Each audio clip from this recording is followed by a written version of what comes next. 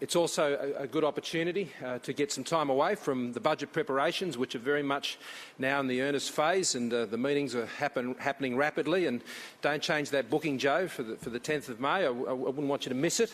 And I think that's the planning that we have in place, and that is the normal course of events.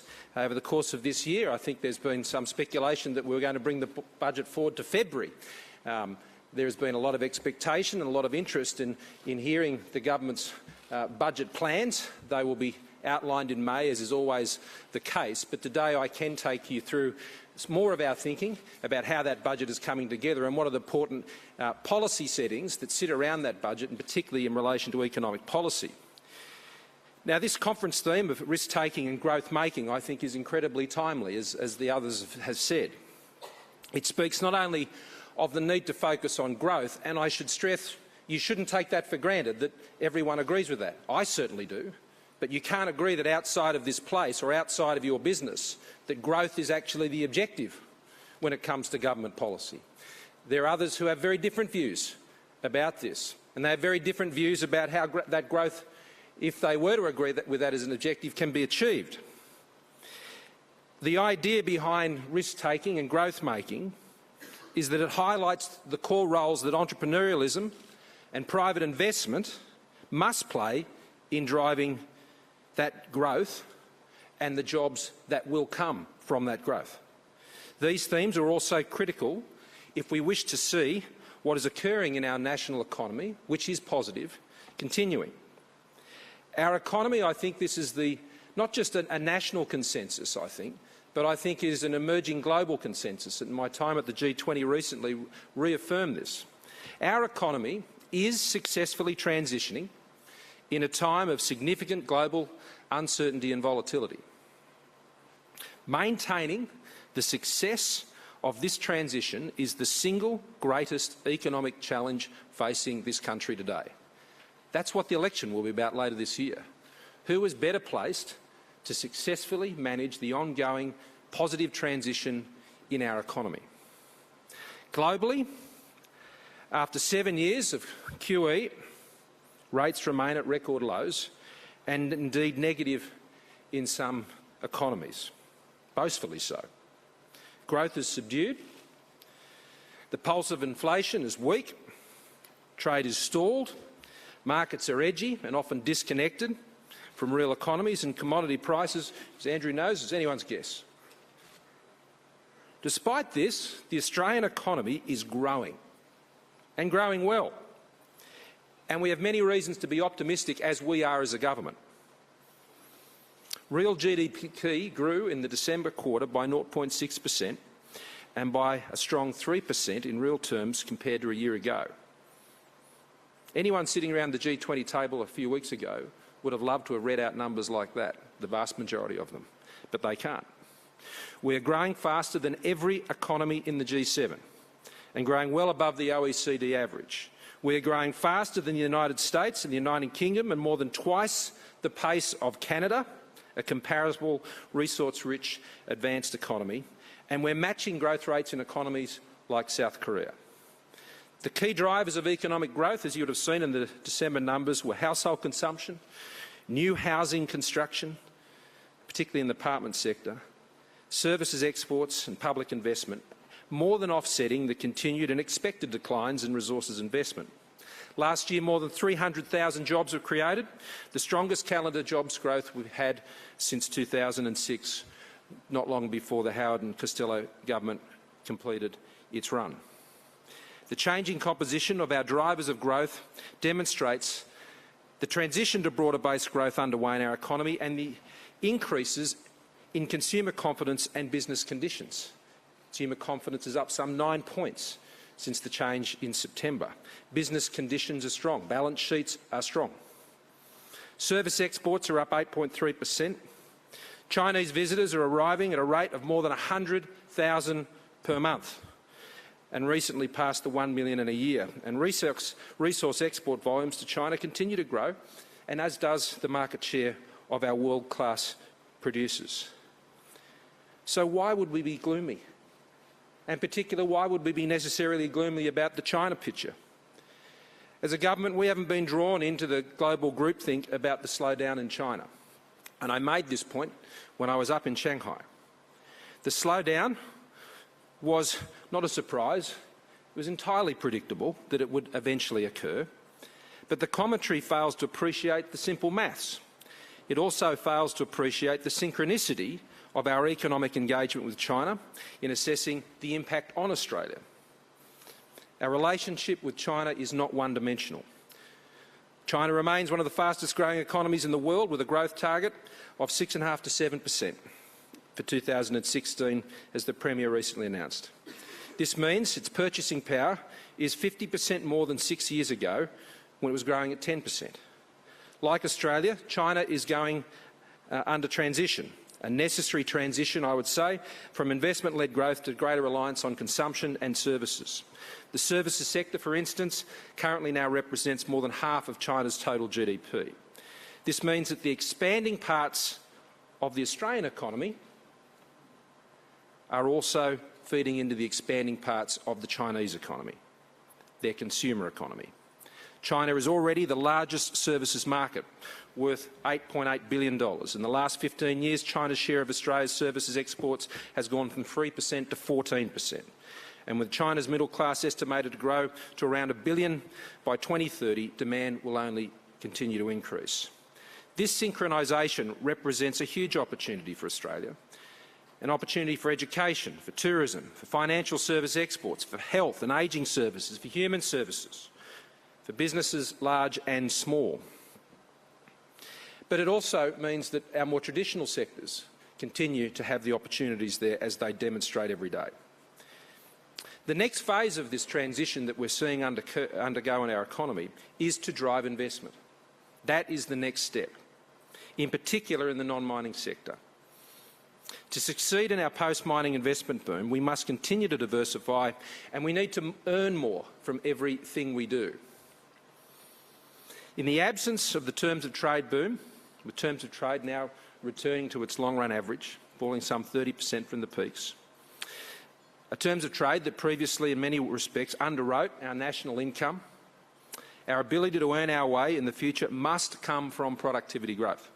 This means there has never been a more important time to focus on innovation, infrastructure and incentive in our economy to support the investment that will drive jobs and growth. This is critical to backing Australians, because Australians are actually making this transition take place. The Australians in the room today, the Australians at their businesses out there today, the Australians who are working and saving, investing every day, they are making this transition actually happen. And our job is to back them in. And that is why we are implementing the $50 billion national infrastructure rollout to unlock the economic potential, particularly in our cities. And the Prime Minister will have more to say about that city's agenda in the weeks and months ahead. An agenda that connects customers and businesses, products and markets, services and the users of those services, researchers and their collaborators, friends and families. It is why we are continuing to align our economy with the fastest growing and largest economies in the world through the most ambitious trade push we have seen in generations, and I'd add the most successful. Through our response to the financial systems inquiry, we are continuing to enhance the strength and resilience of our banking and financial systems to provide the surety in a dynamic and volatile global economy, providing that necessary stability and certainty, as well as choice and protection. In our response to the Harper report, we have embraced and are embarking on a new regime with the states and territories to mirror the competition reforms of what was seen under the Hilmer process many years ago, which saw GDP rise by 2.5% as a result of those transformational changes in how governments go about what they do, how they deliver services, what areas they are involved in. The Harper Review outlines numerous areas, whether it's in human services, whether it's in state and territory planning regulation, all of these areas which will hold back growth if they're not addressed. And these are the issues, in addition obviously to tax, that have been a keen focus of the discussions that have been held between myself and state and territory treasurers over the last 6 months. And above all, it's why we have placed innovation at the centre of our economic agenda, because it's innovation that will drive that productivity growth that is needed to set up the next phase of our prosperity and the next phase of our transition. That is why the government launched last year the $1.1 billion National Innovation and Science Agenda. Central to the NISA, as Christopher refers to it, is the plan to back entrepreneurship. And in there, you'll know, specifically, measures in relation to tax that were brought forward by my own portfolio. We're making it easier for up-and-coming businesses to raise equity finance with a 20% non-refundable tax offset on investments. This will be teamed with a 10-year exemption on capital gains tax if investments are held for at least 3 years. And we're also tackling the stigma that comes with business failure, risk-taking that has led to business failure, by reforming insolvency and bankruptcy laws. As a government, we're also engaging the opportunities in financial services technology, or fintech.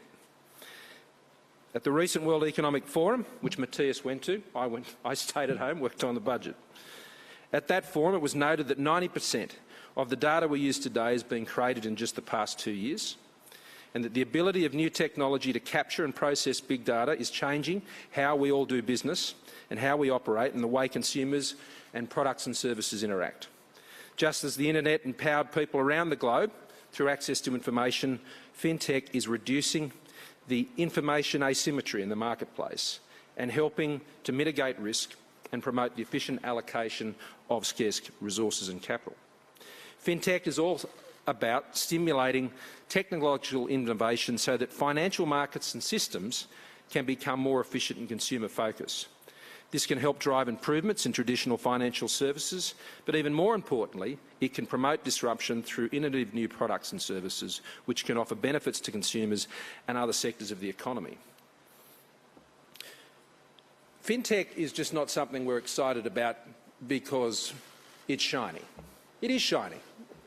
A lot of the people who are involved in it are quite shiny too. It's an exciting industry. It's a dynamic industry. If you want to get involved in it, you get a better T-shirt and you better lose the tie.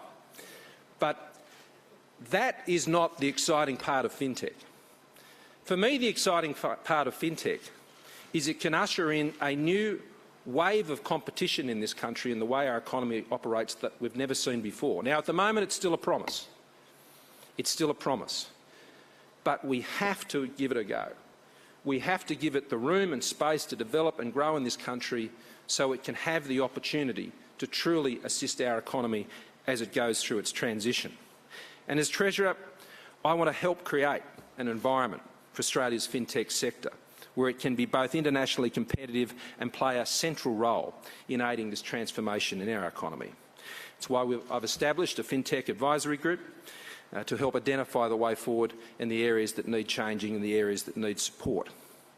I've just recently returned from Hong Kong and also Shanghai, where, apart from holding some pretty high-level roundtables with some of the best fintech operators in that space and some of those interacting with that space like Baidu and Lufax and others, we were also there to announce a new Australian fintech hub operating in the region, and we announced the government's intention to establish a landing pad in Shanghai to support the NISA and help our innovators access talent and opportunities globally. Beyond this, the China Free Trade Agreement secures a wide range of financial services commitments from China in this area, some of the best for any nation. Among them are provisions on transparency, regulatory decision-making and streamlining of financial service licence application requirements. And when it comes to all of these issues, we need to ensure that the regulators are working collaboratively with the sector itself. And last week, I brought together all of our key regulators who are engaged and collaborating with the fintech sector. So we can ensure that the regulation means that over a normal start-up period of 6 to 9 months, those start-ups will get to try 4 ideas rather than try 1 idea and spend the rest of the time filling out paperwork and licences and things of that nature. It's important that if we're going to drive that, they get the opportunity to have that crack. They've got a window of opportunity to make something happen. And they will take risks, and they will get some of them wrong. And we can provide an environment where they can do that, which is safe for the public as well. But that is necessary, the experimentation and the trialling of these new technologies. Turning now to the budget. When it comes to managing a budget, we need to understand that, like the businesses who are successfully transitioning our economy, the government also has to become more innovative. We need to do better, and it needs to cost less. A prudent and responsible budget approach that focuses on keeping expenditure under control is not an end in itself. It is a key economic tool to drive innovation in the delivery of public services and to free up earnings that are better used in the hands of those who generated them, the risk takers, through lower taxes. Budget policy must drive innovation in the public sector. Fiscal policy cannot provide a leave pass for higher spending that refuses to consider how services can be better delivered in more innovative ways. This also ties into the Harper agenda. Innovation is born of necessity. Strong and disciplined budgeting places the necessary constraints that in the private sector breed innovation and must also in the public sector. Lax fiscal policy and public finances passively accepts higher and higher costs of delivering services. This fails taxpayers and ultimately those who rely on those services, the services that taxpayers fund. Controlling future expenditure growth is as critical as addressing the base, and we continue to do both. As a government, we've taken decisions that have achieved savings of over $80 billion through more than 400 separate measures. Almost 85% of these savings have now been implemented. At the same time, we've cut taxes in net terms by almost $20 billion. All new spending has been more than offset by the savings we've put in place. Based on our savings measures over the budget and forward estimates, as announced in MyEFO, government spending as a share of the economy will share to just over a quarter, 25.3%. In MyEFO, this represented a reduction in the rate of growth in expenditure from 2% from the final year outcome in 14-15 to 1.8%. Now that compares to an average real growth in payments under the previous government of 3.6%. This outcome, as confirmed in MyEFO, was well received by ratings agencies and demonstrated the government's plan and commitment to keeping expenditure under control and stay on the path of fiscal consolidation. There remain, it's true, outstanding savings measures totalling more than $13 billion. These are opposed by the Labor Party. In addition, there is almost $35 billion worth of savings which we've successfully put through the Parliament, and based on the public statements of our opponents, they will seek to reverse these measures. In addition, they have also announced new spending measures of more than $11 billion since last year's budget. This means they will start some $60 billion behind the fiscal estimates contained in MyEFO. To cover this expenditure, they have proposed just $1.1 billion in savings to payments, but over $7 billion in new taxes. One of the key drivers of our budget policy is that spending and taxation must have a purpose, be fit for that purpose and be accountable to that purpose. This is the ruler we put across every line in the budget. Every dollar has to do its job, every tax raised and incentive afforded must stick to its brief. Last year, we successfully legislated the first phase of our reforms to retirement incomes with our changes to the pension assets test, reversing the taper rate changes of the Howard Costello government in their final year, that had extended access to the part pension to those with assets in addition to the family home of more than $1 million and led to an increase in the cost of the pension of over $1 billion a year. Now, that was done when the budget was $20 billion in surplus. That is unsustainable and unachievable in today's fiscal environment. Now, these changes were based on the simple principle that pension is a welfare payment and for those who are not in a position to support themselves independently in retirement. After the changes of leadership last year, in September, we embarked on the second phase of retirement incomes review by addressing the various incentives and arrangements associated with superannuation. And Jennifer will remember at the time that was a key argument and discussion that was being having with BCA and ACOS and CODA and other groups that wanted to see the entire retirement income systems for us to have a good look at that. And that's what we've done post-September. We've opened up that other area of retirement incomes to this process.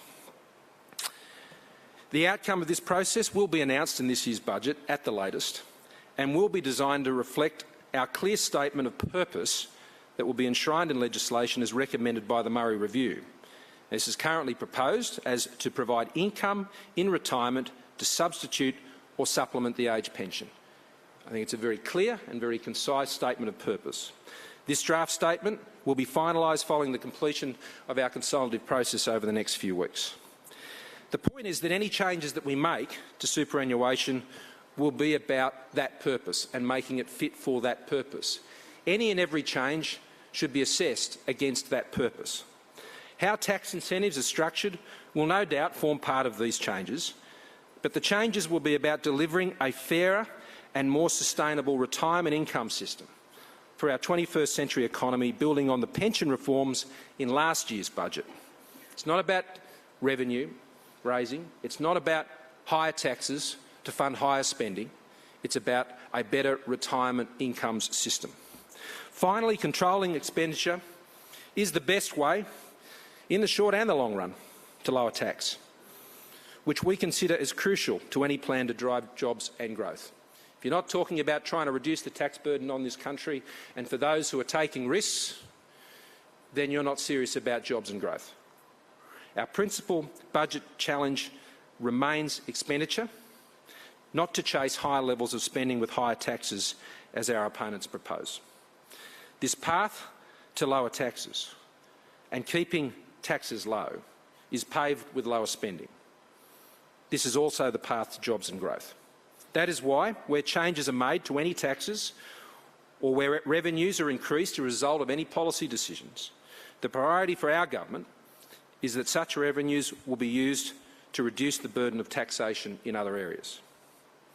There have always been those who have been happy to spend money that other people have earned. When you haven't earned it, you don't really appreciate its value. It's one of the things we try to teach our kids.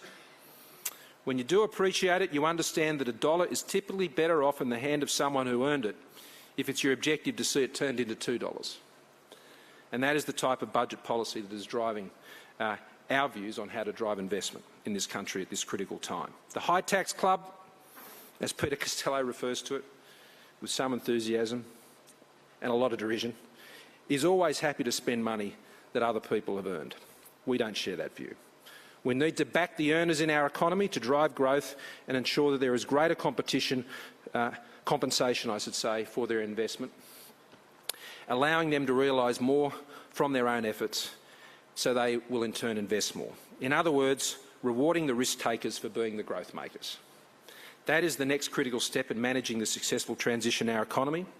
This is the objective that has and will continue to drive our consideration of tax measures in this year's budget.